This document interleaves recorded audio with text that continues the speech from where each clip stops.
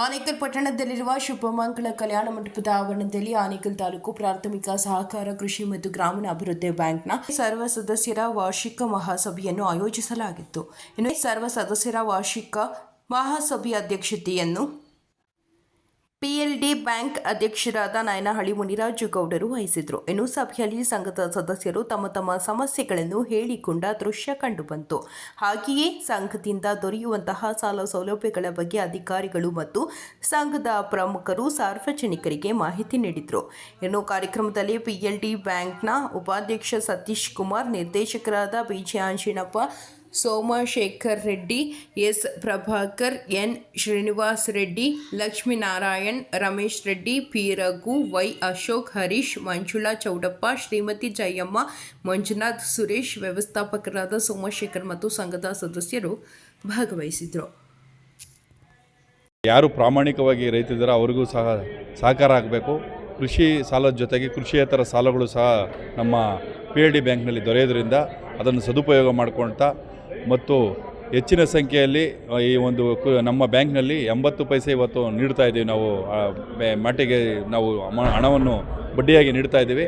ಹೆಚ್ಚಿನ ಸಂಖ್ಯೆಯಲ್ಲಿ ಹಣವನ್ನು ನಮ್ಮ ಬ್ಯಾಂಕಿನಲ್ಲಿ ಡಿಪಾಸಿಟ್ ಮಾಡುವ ಮುಖಾಂತರ ಈ ಸಂಸ್ಥೆಯನ್ನು ಬೆಳೆಸಬೇಕು. ಇದು ಸ್ವತಂತ್ರ ಪೂರ್ವದಲ್ಲಿ 1938ರಲ್ಲಿ ಪ್ರಾರಂಭವಾಗಿ ಇವತ್ತು 87ನೇ ವರ್ಷದ ಒಂದು ಈ ವಾರ್ಷಿಕ ಮಹಾಸಭೆ ಆಗ್ತಾಯಿದೆ. ಇದನ್ನು ಹೆಚ್ಚಿನ ಮಟ್ಟಿಗೆ ಬೆಳಿಬೇಕು.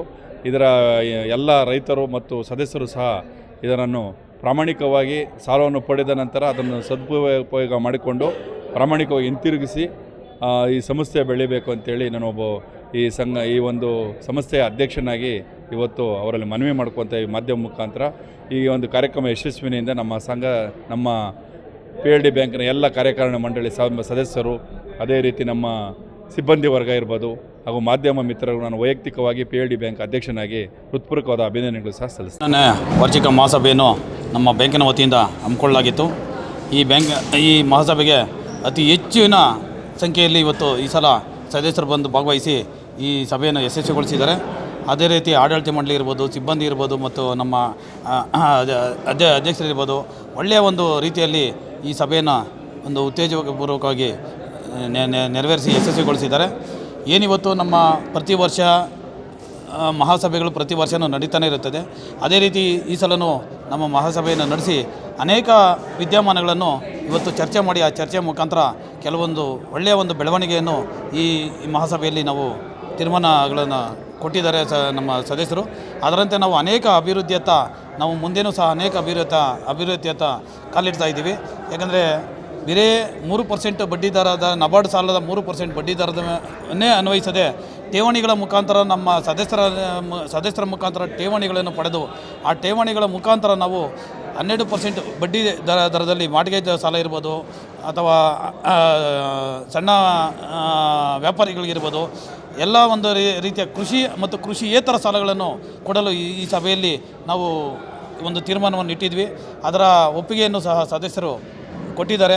ಇದು ಒಂದು ಒಳ್ಳೆಯ ಬೆಳವಣಿಗೆ. ಯಾಕಂದರೆ ಬೇರೆ ಸರ್ಕಾರದ ಮೇಲೇ ಡಿಪೆಂಡ್ ಆಗ್ದಿರಾ ಸದಸ್ಯರ ಒಂದು ಹಣ ಠೇವಣಿ ಇಟ್ಟುಕೊಂಡು ಅದರ ಮುಖೇನ ಒಂದು ಒಳ್ಳೆಯ ಸಾಲವನ್ನು ಕೊಟ್ಟು ಅದರಿಂದ ಸಾಲವನ್ನು ಹಿಂಪಡೆದು ಒಂದು ಬೆಳವಣಿಗೆಗೆ ಒಳ್ಳೆಯ ಪ್ರೇರೇಪಣೆ ಆಗುತ್ತೆ. ಆ ಬೆಳವಣಿಗೆ ಪ್ರೇರಣೆವಾದ ಎಲ್ಲ ನಮ್ಮ ಸದಸ್ಯರಿಗೆ ನಮ್ಮ ಆಡಳಿತ ಮಂಡಳಿಯಿಂದ ಸನ್ಮಾನ ಇಟ್ಕೊಂಡಿದ್ವಿ. ಯಾಕಂದರೆ ಸನ್ಮಾನ ಯಾಕೆ ಇಟ್ಕೊತೀವಿ ಅಂದರೆ ಆ ಸನ್ಮಾನದ ಮುಖೇನ ಬೇರೆ ರೈತರು ಸಹ ಸಾಲ ಪಡೆದು ಅವ್ರಿಗೂ ಒಂದು ಪ್ರೇರೇಪಣೆ ಸಿಗಲಿ, ಮುಂದಿನ ವರ್ಷಗಳಲ್ಲಿ ನಾವು ಈ ರೀತಿ ಒಂದು ಸನ್ಮಾನವನ್ನು ಪಡೆದುಕೊಳ್ಳೋದಕ್ಕೆ ಒಂದು ಪ್ರೇರೇಪಣೆ ಸಿಗಲಿ ಅಂತ ಸುಮಾರು 15 ವರ್ಷಗಳಿಂದ ನಾವು ಸತತವಾಗಿ ಒಂದು ಬೆಳೆ ಸಾಲ ಪಡೆದು ಮತ್ತು ಕೃಷಿ ಸಾಲವನ್ನು ಪಡೆದು ಒಳ್ಳೆಯ ರೀತಿಯಲ್ಲಿ ಒಂದು ಸಾಲವನ್ನು ತಿರುವಳಿ ಮಾಡಿದಂಥ ರೈತರಿಗೆ ಪ್ರತಿ ವರ್ಷವೂ ಸನ್ಮಾನ ಮಾಡ್ತಾ ಬಂದಿದ್ದೀವಿ. ಅದೇ ರೀತಿ ಸದಸ್ಯರ ಒಂದು ಮಕ್ಕಳು ಯಾರು ನಮ್ಮಲ್ಲಿ ಅತಿ ಹೆಚ್ಚಿನ ಸಂಖ್ಯೆ ಉತ್ತೀರ್ಣರಾಗಿ 95%, 90% ರೀತಿಯಲ್ಲಿ ನಮ್ಮ ಸದಸ್ಯರ ಮಕ್ಕಳು ಉತ್ತೀರ್ಣರಾಗಿ ಅವರು ಒಳ್ಳೆಯ ಮಾರ್ಕ್ಸ್ ಪಡೆದಿದ್ದಾರೆ. ಅವ್ರಿಗೂ ಸಹ ನಾವು ಪ್ರತಿ ವರ್ಷ 15 ವರ್ಷಗಳಿಂದ ಸನ್ಮಾನ ಮಾಡ್ತಾನೆ ಬರ್ತಾಯಿದ್ದೀವಿ. ಇದೆಲ್ಲ ಒಂದು ಆಡಳಿತ ಮಂಡಳಿ ಮತ್ತು ನಮ್ಮ ಆಡಳಿತ ಸದಸ್ಯರುಗಳ ಮುಖಾಂತರ ನಾವು ಸಭೆಯಲ್ಲಿ ಇಂಥ ಒಂದು ಸನ್ಮಾನಗಳು ಮಾಡ್ತಾ ಇದ್ದೀವಿ. ಯಾವುದೇ ಬ್ಯಾಂಕಿನ ಹಣದಿಂದಾಗಲಿ ಅಥವಾ ಬ್ಯಾಂಕಿನ ಒಂದು ಹೊರೆಯನ್ನು ನಾವು ಹೊರಿಸದೆ ಈ ಸನ್ಮಾನವೆಲ್ಲ ನಮ್ಮ ಆಡಳಿತ ಮಂಡಳಿ ಮುಖಾಂತರನೇ ಇದು ಮಾಡ್ತಾ ಒಂದು ಒಳ್ಳೆಯ ರೀತಿಯಲ್ಲಿ ಮುಂದಿನ ದಿನಗಳಲ್ಲಿ ಒಂದು ಪ್ರೇರಣೆಗೆ ನಾವು ನಾಂದಿ ಆಡ್ತಾ ಇದ್ದೀವಿ ಅಂತ ಈ ಸಂದರ್ಭದಲ್ಲಿ ನಾನು ಹೇಳೋದಕ್ಕೆ ಇಷ್ಟ. ಸರ್ಕಾರ ಮತ್ತು ಗ್ರಾಮೀಣ ಅಭಿವೃದ್ಧಿ ಬ್ಯಾಂಕ್ನ 87ನೇ ವಾರ್ಷಿಕ ಮಹಾಸಭೆಯನ್ನು ಆಯೋಜಿಸಿದ್ವಿ. ಈ ಸಭೆಯಲ್ಲಿ ಅತಿ ಹೆಚ್ಚಿನ ರೈತರು ಭಾಗವಹಿಸಿ ತಮ್ಮ ಸಲಹೆಗಳನ್ನು ಕೂಡ ಕೊಟ್ಟಿರ್ತಾರೆ. ಅವರ ಇದಕ್ಕೆ ಅವುಗಳನ್ನು ಸಹ ನಾವು ಇಂಪ್ಲಿಮೆಂಟ್ ಮಾಡೋದಕ್ಕೆ ಏನು ಅವಕ್ಕೆ ಕಾನೂನಿನಲ್ಲಿ ಅವಕಾಶ ಇದೆಯೋ ಅದನ್ನೆಲ್ಲ ಖಂಡಿತ ಸಹ ನಾವು ನೆರವೇರಿಸ್ತೀವಿ ಅಂತ ಹೇಳ್ತೀವಿ. ಹಾಗೆ ಈ PLD ಬ್ಯಾಂಕ್ನ ಸಾಲಗಳನ್ನು ಏನು 3% ರಿಯಾಯಿತಿ ದರದಲ್ಲಿ ಕೊಡ್ತಾರೋ ಇದನ್ನು ಅತಿ ಹೆಚ್ಚಾಗಿ ನಮ್ಮ ತಾಲೂಕಿನ ವ್ಯವಸಾಯಗಾರರು ಬಳಸ್ಕೊಳ್ಬೇಕು, ರೈತರು ಬಳಸ್ಕೊಂಡು ಅದನ್ನು ಸದುಪಯೋಗ ಪಡಿಸ್ಕೋಬೇಕು ಅಂತ ನಾನು ಕೋರ್ಕೊಳ್ತೀನಿ. ಹಾಗೂ ಇನ್ನೊಂದು ಈ ಸರ್ಕಾರದ ಹತ್ರ ನಾನು ಮನವಿ ಮಾಡ್ಕೊಳ್ಳೋದೇನೆಂದರೆ, ಈಗಾಗಲೇ ನಮ್ಮ ತಾಲೂಕಲ್ಲಿ 4 ಏನು ಹೌಸಿಂಗ್ ಬೋರ್ಡ್ ಏನಿದೆಯೋ ಅದಕ್ಕೆ ಆಲ್ರೆಡಿ ಅಕ್ವಿಜೇಷನ್ ಮಾಡ್ಕೊಂಡಿದ್ದಾರೆ. ಹಾಗೂ 3 ಭಾಗದಲ್ಲಿ ಕೈಗಾರಿಕೋದ್ಯಮಕ್ಕೋಸ್ಕರ ಬಳಸ್ಕೊಂಡಿದ್ದಾರೆ. ಇನ್ನು ಉಳಿದಿರೋದು ಅಲ್ಪ ಸ್ವಲ್ಪ ಕೃಷಿ ಮಾತ್ರ.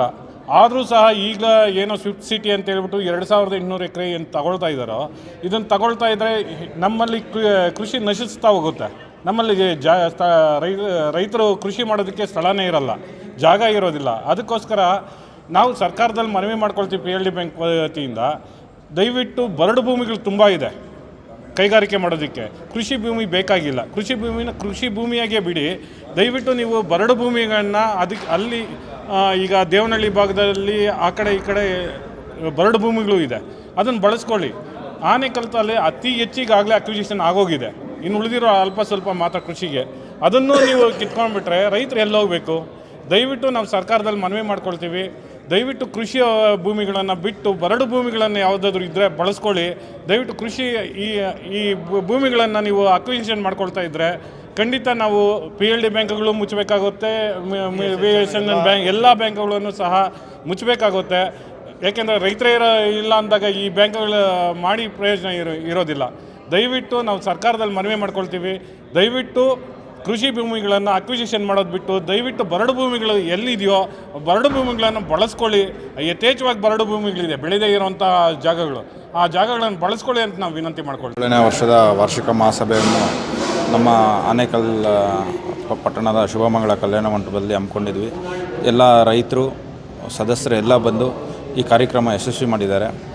ಏನು ಇವತ್ತು ನಮ್ಮ ಬೆಂಗಳೂರು ಅಭಿವೃದ್ಧಿ ಆಗ್ತಾ ಇರೋ ಪ್ರಕಾರನೇ ತುಂಬ ನಮ್ಮ ಕೃಷಿಕರು ಕಡಿಮೆ ಆಗ್ತಾಯಿದ್ದಾರೆ. ಅದಕ್ಕೆ ಬ್ಯಾಂಕಿನ ಮುಂದಿನ ಅಭಿವೃದ್ಧಿಗೆ ಏನೆಲ್ಲ ಮಾಡಬೇಕು ಅಂದ್ಬಿಟ್ಟು ನಮ್ಮ ಆಡಳಿತ ಮಂಡಳಿ ಎಲ್ಲ ನಾವು ಕೂತು ಅದಕ್ಕೆ ಮುಂದಿನ ಏನು ಹೆಜ್ಜೆ ಇಡ್ತಾಯಿದ್ದೀವಿ.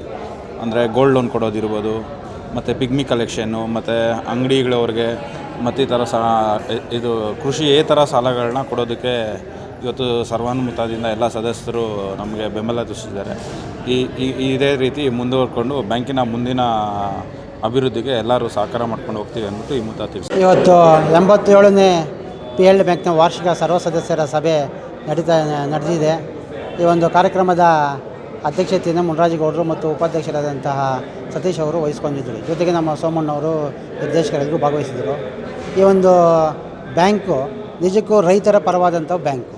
ಸಾಕಷ್ಟು ಕೃಷಿ ಮತ್ತು ಕೃಷಿಯೇತರ ಚಟುವಟಿಕೆಗಳಿಗೆ ಸಾಕಷ್ಟು ಸಾಲಗಳ ಸೌಲಭ್ಯಗಳನ್ನು ಕೊಟ್ಟು ನಿಜಕ್ಕೂ ಇತರೆ ಎಲ್ಲ ಬ್ಯಾಂಕ್ಗಳಿಗಿಂತ ಹೆಚ್ಚಾಗಿ PLD ಬ್ಯಾಂಕು ತಾಲೂಕಿನ ಒಂದು ಜೀವನಾಡಿ ಅಂತ ಹೇಳಿದ್ರೂ ತಪ್ಪಾಗಲಾರ್ದು. ಆ ನಿಟ್ಟಿನಲ್ಲಿ ಸರ್ಕಾರದಿಂದ 3, 6 ಮತ್ತು 9% ಏನು ಬಡ್ಡಿ ದರ ಬರ್ತಾಯಿದೆ, ಅದು ಸರ್ಕಾರದಿಂದ ಸಮರ್ಪಕವಾಗಿ ಬಂದಾಗ ಖಂಡಿತ ರೈತರು ಭಾಳ ಚೆನ್ನಾಗಿ ಚೆನ್ನಾಗಿ ಅಭಿವೃದ್ಧಿ ಆಗ್ತಾರೆ. ಆ ನಿಟ್ಟಿನಲ್ಲಿ ಸರ್ಕಾರ ಆದಷ್ಟು ಬೇಗ ಈ ಬಡ್ಡಿ ದರವನ್ನು ಜಾಗ್ರತೆಯಾಗಿ ಹಂತವಾಗಿ ಬಿಡುಗಡೆ ಆದರೆ ನಿಜಕ್ಕೂ ರೈತರಿಗೆ ಅನುಕೂಲ ಆಗ್ತದೆ ಅಂತ ಈ ಸಂದರ್ಭದಲ್ಲಿ ಹೇಳ್ತೀವಿ.